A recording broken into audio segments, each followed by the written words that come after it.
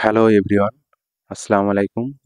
আজ আপনাদের ঘুরে দেখাবো চুয়াডাঙ্গা দর্শনা জয়নগর চেকপোস্টের কিছু অংশ।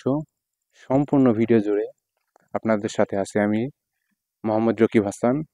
ভিডিওটা সম্পূর্ণ দেখতে আমার সঙ্গে থাকুন। চলেন একসাথে ঘুরে দেখা যাক। এই মুহূর্তে আমরা আছি বিজিবি চেকপোস্ট পার হয়ে আমরা আস্তে আস্তে এগিয়ে যাচ্ছি সামনের দিকে। আমার পিছনে দেখতে পাচ্ছেন যে বিজিবি চেকপোস্টের ওটা। এই আমার বন্ধুরা, বড় ভাই আছে, আমার বন্ধু আছে, ছোট ভাই আছে, সকলে মিলে আমরা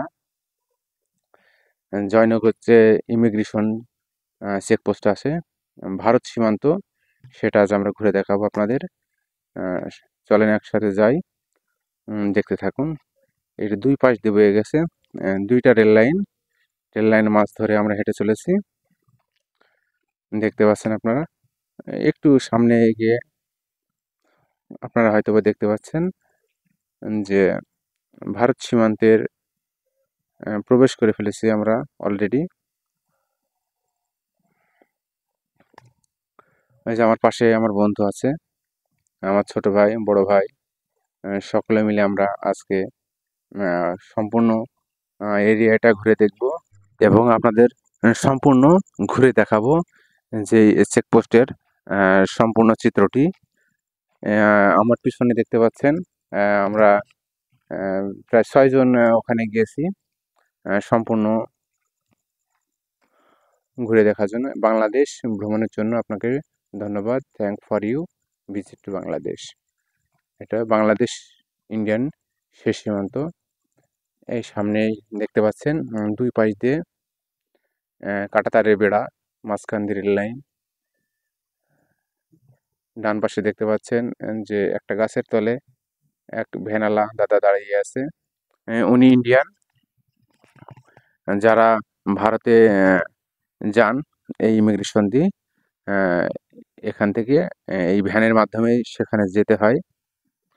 দেখতে পাচ্ছেন এই পাশে আমার বড় ভাইরা ছবি তুলতেছে। এখানে এসে অনেক ভালো লাগছে। আপনারা আসতে পারেন, এখানে ঘুরে যেতে পারেন।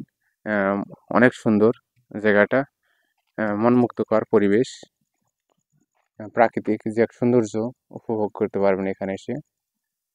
আমার বন্ধু আমাকে বলে,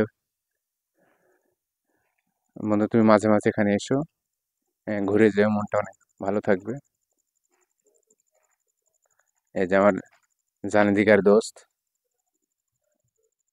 আমরা বন্ধুরা একসাথে অনেক দিন ছিলাম, প্রায় 1.5 বছর একসঙ্গে কাটিয়েছি। তারপরে বন্ধু ওখানে চলে যায়, আমি আরেক জায়গায় চলে আসি।